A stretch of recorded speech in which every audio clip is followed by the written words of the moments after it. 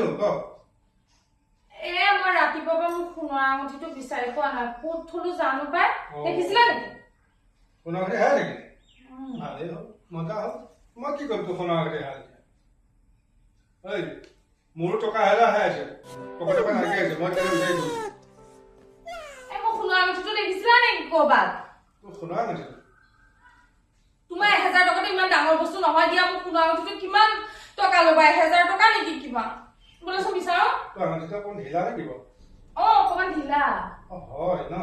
अच्छा अच्छा अरे सुधरो रे अभी तो सुधर जाओ